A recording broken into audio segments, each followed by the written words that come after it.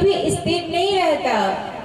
आप भले कथा पंडाल में बैठी हैं, आप लोग भले कथा पंडाल में बैठे हैं, पर आप लोगों का मन 2-3 बार तो घर का चक्कर लगा के आ गया होगा। पता नहीं घर में क्या हो रहा है।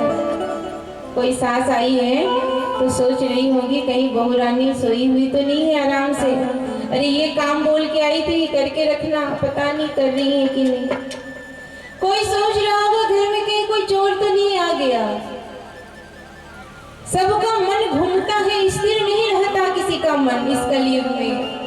लेकिन ये मन जितना शांत रहे उतना अच्छा है, और ये तन जितना घूमता रहे उतना अच्छा है। लेकिन उल्टा हो गया, ये तन घूमना नहीं चाहता और ये मन स्थिर रहना नहीं चाहता। हमारा ये मन भटकता रहता है, भटकता रहता है।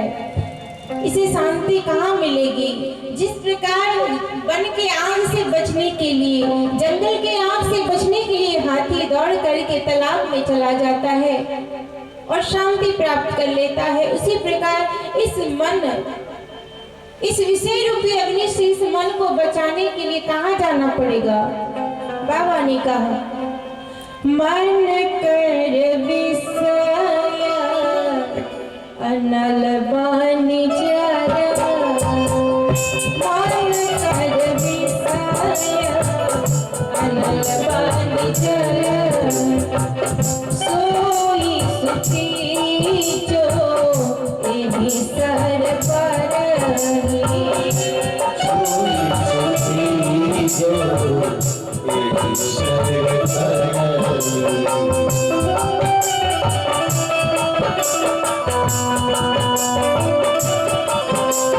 क्या कहा? सोई सुखी जो एहि सर परहि। आंखों का विषय बुरी चीजों को देखना नहीं है, कानों का विषय चुगली सुनना नहीं है। क्या करो? पग पवित्र तीर्थ गमन, कर पवित्र कछु दान, मुख पवित्र तब होगा जब भजले सीताराम। मीराबाई ने कहा था ना, है आँख वो जो श्याम का दर्शन क्या करे, है शीस जो प्रभु चरण में बंदन क्या करे। बेकार मुख है, बेकार मुख है जो रहे व्यर्थ बातों में, मुख वो है जो हरि नाम का सुमिरन किया करे। कौन सुखी होगा? होई सुखी जो एहि सर परहि। सर अर्थात तालाब, सरोवर। कौन सा सरोवर? ये कथा रूपी सरोवर, ये रामचरित रूपी मानस सरोवर। इसीलिए तो बाबा ने इसे सरोवर कहा, रामचरित मानस। इसे सरोवर कहा, तालाब कहा, रामायण नहीं कहा, राम जी का मंदिर नहीं कहा। कहा कि जिस प्रकार हाथी बन के आग से बचने के लिए तालाब में जाकर के शांति पा जाता है, उसी प्रकार हर मनुष्य अपने मन के विषय रूपी अग्नि से शांति पाने के लिए जो प्रभु के कथा में आकर के बैठ जाएगा, प्रभु के शरण में आकर के बैठ जाएगा, उसके मन में शांति मिल जाएगी, उनको मन में शांति मिल जाएगी। लेकिन सावधान, इतना आसान नहीं है। इस कथा में आना, प्रभु श्री राम के शरण में आना इतना आसान नहीं है। अगर आसान होता तो क्या आपके गांव में इतने ही लोग थे? सबको पता है 1 महीने से प्रचार हो रही है, सबको पता है घर घर में कि 1 तारीख से कथा होने वाली है प्रभु श्री राम की, पर क्यों नहीं आए? बाबा कहते हैं स्पष्ट करके मानस में, क्या एहि सर आवत अति कठिना। थोड़ी नहीं, अति बहुत अधिक कठिनाई है। एहि सर आवत अति कठिना, राम कृपा बिन आई ऐसे कोई आ नहीं जा सकता जब तक प्रभु श्री राम की कृपा नहीं होगी, जब तक भगवान बुलाएंगे नहीं, तब तक इस कथा पंडाल में आना संभव नहीं है। ऐसा मैं नहीं कहती, मानस जी में बाबा तुलसीदास जी प्रमाण देते हैं। यही शर आवत अति कठिनाई, राम कृपा बिनु आई न जाई। बहुत मुश्किल है। प्रभु की शरण में जो आ जाए। एक राजा जी थे, एक राजा थे, छोटा सा दृष्टांत ध्यान से सुनिएगा। एक राजा थे, उनके पास एक बकरी थी। वो बकरी दिन भर राजा उसे चाहे कितना भी घास खिला दे, कितना भी चारा खिला दे, कुछ भी खिला दे, बकरी का पेट कभी नहीं भरता था, वो तृप्त नहीं होती थी। राजा परेशान, ढिंढोरा पिटवाया नगर में कि जो मेरी बकरी को तृप्त कर देगा, जो मेरी बकरी का भूख मिटा देगा, मैं उसे बहुत इनाम दूंगा। सब लोग आने लगे। कहा राजा जी मुझे दे दीजिए बकरी, मैं एक दिन में आपके बकरी को इतना खिलाऊंगा, पेट भर के ले आऊंगा। दिया, लेके गया, सारा दिन खिलाया, खिला के थक गया। पर जब राजा जी के पास लाए शाम में, बोले महाराज मैंने आपकी बकरी को तृप्त कर दिया, अब ये कुछ नहीं खाएगी। अच्छा, राजा ने सेवक से कहा लेके आओ हरा हरा पत्ता। लेके आया, बकरी खाने लगी तुरंत। फिर कोई आया, वो भी लेके गया, सारा दिन बकरी को खिलाया। शाम में राजा के पास आए, बोले महाराज मैंने तृप्त कर दिया। महाराज फिर बकरी को दिए खाने के लिए, बकरी फिर खाने लगी। एक दिन उनके घर में एक संत आया, राजा के यहाँ एक संत आए। संत ने कहा महाराज अगर आपकी आज्ञा हो तो क्या मैं एक बार आपके बकरी को लेके जाऊं? बोले हाँ क्यों नहीं, लेके जाओ। संत ले करके जाता है और बकरी को खिलाता है घास। चारा दिया है, बकरी को सामने खा रही है, पीछे से एक डंडा पकड़ के रखा है, तो दी बकरी को मारना प्रारंभ किया। घास खिला रहे हैं, खांसे डंडा। जब उस बकरी को घास दे रहे हैं खाने के लिए, जब उस बकरी को चारा दे रहे हैं खाने के लिए, तब तो खूब डंडा से मारे। बकरी बेचारी समझ गई कि ये हरा हरा घास नहीं है, ये तो उस संत का डंडा है, जहां मैं इसे खाऊंगी बस मेरे पीठ में पड़ने लगेगा। डर से छोड़ दी खाने। शाम हुआ, लेके गया राजा के पास, महाराज मैंने आपकी बकरी को तृप्त कर दिया। अच्छा, अब मेरी बकरी कुछ नहीं खाएगी, पेट भर गया? हाँ महाराज आप जांच कर लीजिए। राजा ने तुरंत हरा हरा घास लाया, सेवक को कहा लेके आओ। लेके आया और बकरी को जैसे ही दिया, सामने रखा, बकरी के सामने रखा। बकरी एक बार घास को देखे, एक बार संत को देखे, और डंडा पकड़ के खड़ा है सामने। वो संत डंडा पकड़ के खड़ा है। बकरी समझ गई कि जहां मैं घास को खाऊंगी, ये संत फिर से मेरे पीठ पे डंडे की बारिश कर देगा। डर के मारे मुंह घुमा ली, नहीं खाऊंगी। राजा ने सोचा ये बड़ा आश्चर्य की बात है, ये तो कमाल हो गया। उस संत से पूछा आपने क्या क्या महाराज ऐसा? मैं तो बकरी को खिलाते खिलाते परेशान था, पर ये कभी इसका पेट ही नहीं भरता था। संत ने कहा वो आपको समझना नहीं होगा, आप मेरा इनाम दीजिए। कहने का अर्थ है भक्तों कि हमारा जो ये मन है ना, ये कभी तृप्त नहीं होता। होता है क्या?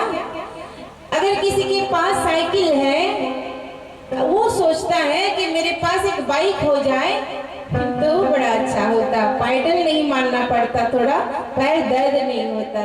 जिसके पास बाइक आ जाता है वो सोचता है कि कार आ जाता तो वो बड़ा अच्छा होता, थोड़ा वर्षा में धूप में बच जाता और गिरने का भी उतना टेंशन नहीं रहता, आराम से बैठ करके एसी चला करके ड्राइव करता। कार में जो बैठा होता है वो सोचता है काश मैं एरोप्लेन में घूमता तो अच्छा होता, इतना ट्रैफिक, इतना जाम, इतना भीड़ भड़का, कितना अच्छा ऊपर से उड़ता हवा में पहुंच जाता। ये मन हमारा कभी तृप्त नहीं होता है, इसे तृप्त करना पड़ेगा। जिस प्रकार संत ने डंडा बरसाया बकरी को, उसी प्रकार संयम रूपी डंडा हमारे मन में बरसाना होगा। अपने मन में संयम रखना होगा, संतोष रखना होगा, क्योंकि मन चाहे होत नहीं, हरि चाहे तत्काल, बलि चाहे स्वर्ग को भेज दिया पता। मन कुछ भी चाहे ये पूरा नहीं होगा। बलिराज ने भी सोचा था कि मैं स्वर्ग को पाऊंगा, दान किया था बहुत, पर चले गए पाताल। मन तो बहुत चाहता है ये करूं, वो करूं, ऐसा करूं, वैसा करूं, पर मेरे प्यारे भक्तों मन चाहने से नहीं होता। भगवान जो चाहते हैं वही होता है। वो लिख दिए हैं, सबका भविष्य लिख करके भेजे हैं, फिर भी हम लोग सोचते रहते हैं, चिंता करते रहते हैं, परेशान होते रहते हैं।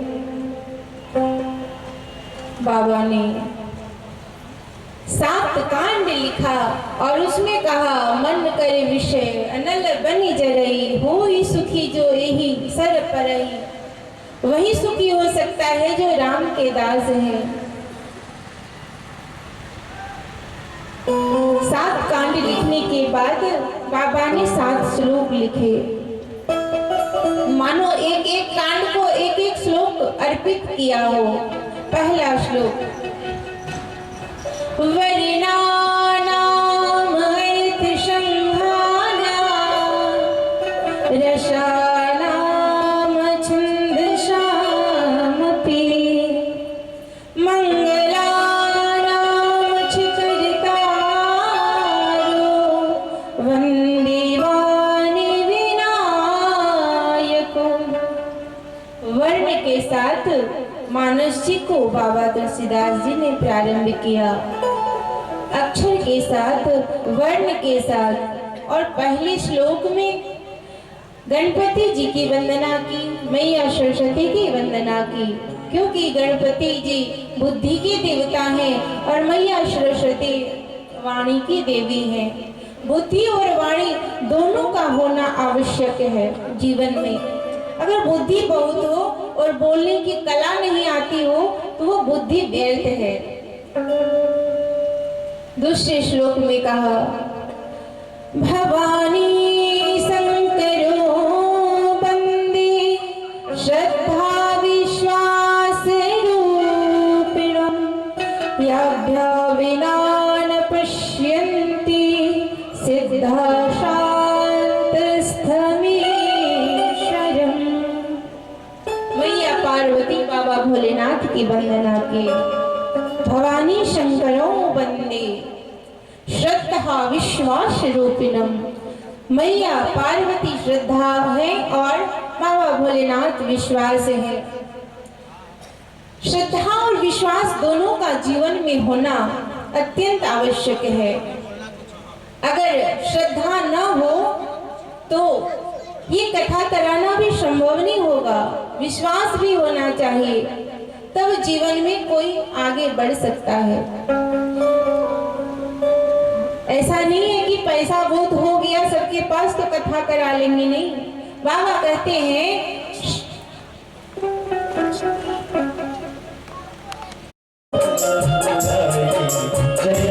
जय तुलसी गोसाई, जय जय राम रघुराई, जय तुलसी गोसाई, जय जय राम रघुराई, जय तुलसी गोसाई। जय राम रघुराई, जय तुलसी गोसाई।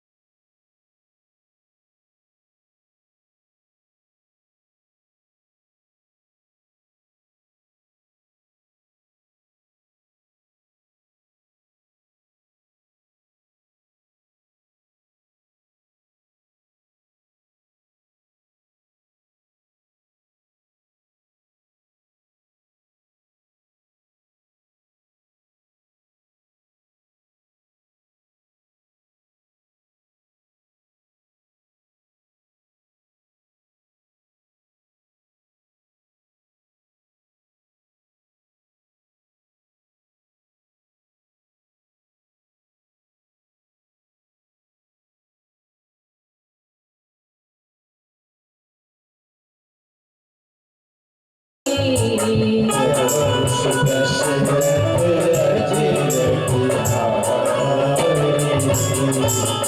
किसको किसको याद थी?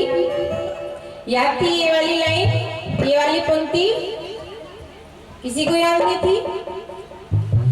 रामचरितमानस की ये पंक्ति हर कोई बच्चा बच्चा गुनगुनाता है। इतनी सरल भाषा में लिख दिया। बाबा तुलसीदास जी का जन्म, आज हम सब कथा के महात्म्य को श्रवण करेंगे, जानेंगे कि रामचरितमानस है क्या, बाबा तुलसीदास जी कौन थे, प्रभु राम के नाम की महिमा क्या है।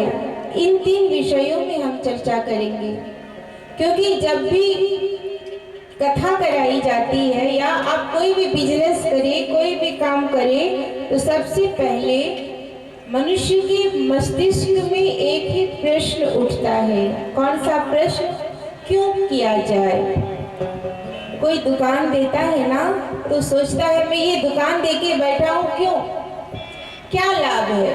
कोई सामान खरीदता है, सोचता हूँ मैं ये सामान तो ले रहा हूँ, पर इस सामान को लेने से क्या फायदा होने वाला है।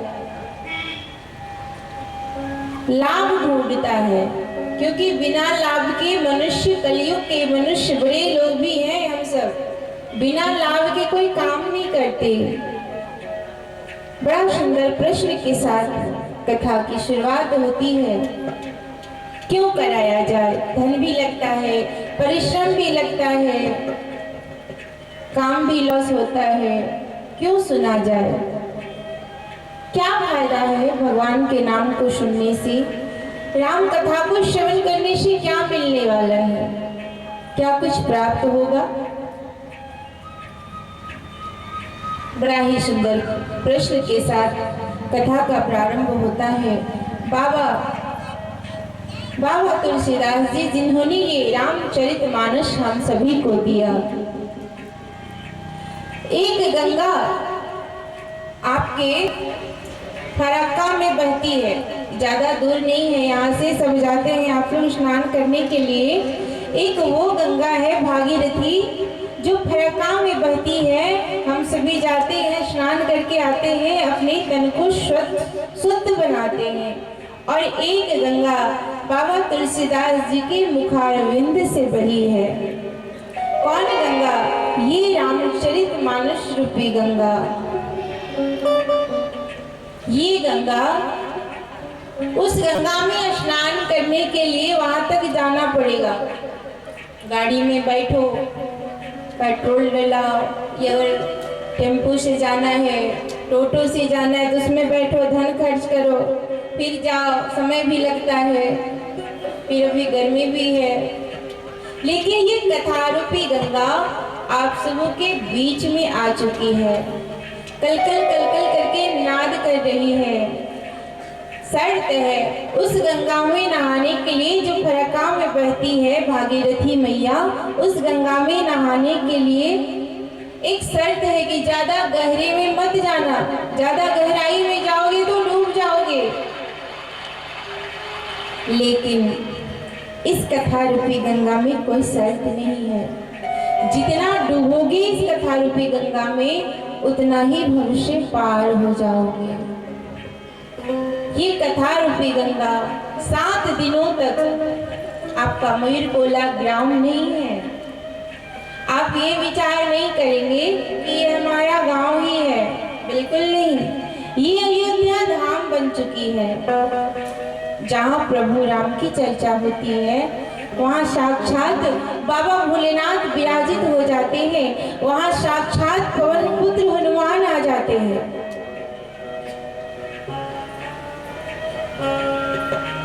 बाबा तुलसीदास को राम जी के दर्शन हुए, किसने कराया? हनुमान जी ने कराया। बाबा तुलसीदास जी के बारे में जानते हैं। पूज्य पाद श्री गोस्वामी तुलसीदास जी महाराज, जन्म हुआ कब? 1554 ईस्वी में। जन्म के समय 12 महीने अपनी माँ के गर्भ में रहे थे, और जब जन्म हुआ तो 32 के 32 दांत के साथ जन्म हुआ था और जन्म लेने के साथ ही राम का नाम बोलने लगे। माता पिता ने सोचा ये कौन सा बालक है, 32 के 32 दांत हैं इनमें, ये कोई अशुभ है। इसलिए माता पिता ने उन्हें एक दासी को दे दिया।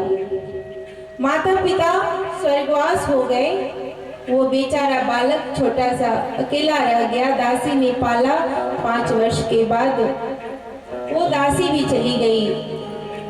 संत के पास रहा, पाल पोस करके बड़ा किया। बचपन से ही कभी किसी का प्रेम नसीब नहीं हुआ था तुलसीदास जी को। जब बड़ा हुआ तो गुरु ने उनका विवाह करा दिया रत्नावली के साथ। बचपन से ही कभी किसी का प्रेम न पाने के कारण जब विवाह हुआ तो पत्नी से बहुत अधिक प्रेम करने लगा। पहली बार पत्नी आई और प्रेम जताई। उनके जीवन में, तुलसीदास जी के जीवन में प्रेम का संचार पत्नी के माध्यम से पहली बार हुआ। उन्होंने जाना कि प्रेम कोई वस्तु भी होती है, क्योंकि उन्हें माँ का प्यार नसीब नहीं हुआ था, पिता का स्नेह नसीब नहीं हुआ था। इतना प्रेम करने लगा।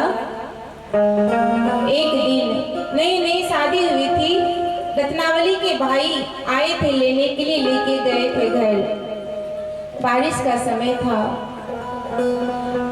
तुलसीदास जी ने देखा मेरी पत्नी मायके चली गई है। सोचा कल तो आ ही जाएगी, लेकिन फिर भी उनसे मिलने की इतनी तीव्र इच्छा होने लगी तुलसीदास जी के मन में। वो जाने लगे।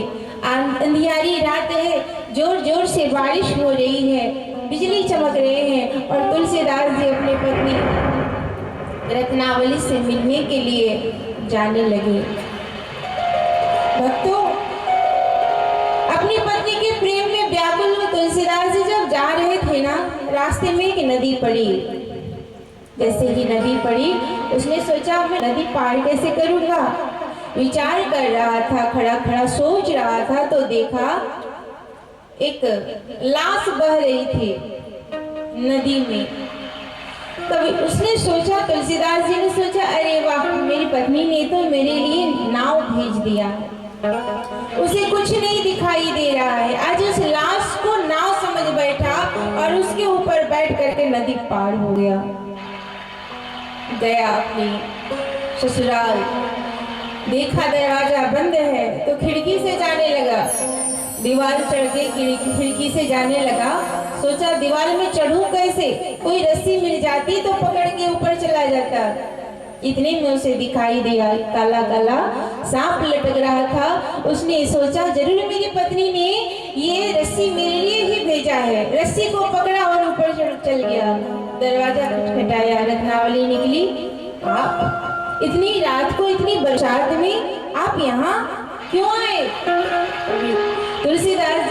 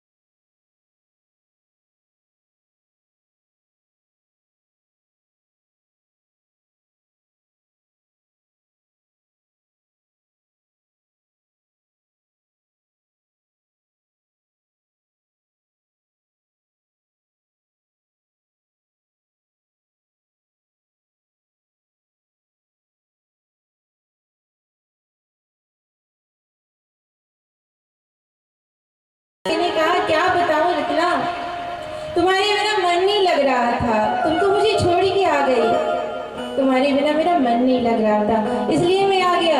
अरे कैसे आए, नदी में बाढ़ आ गई है, पानी बहुत ऊपर तक आ गई है, नदी पार कैसे किए आप? कैसे किया? अरे तुमने तो मेरे लिए नाव भेजा था। मैंने? नहीं, मैंने तो नाव नहीं भेजा था। कहाँ है नाव, दिखाइए। आकर के देखती है एक लाश बह रही है नदी में। इसे आपने नाव समझ लिया? अरे ऊपर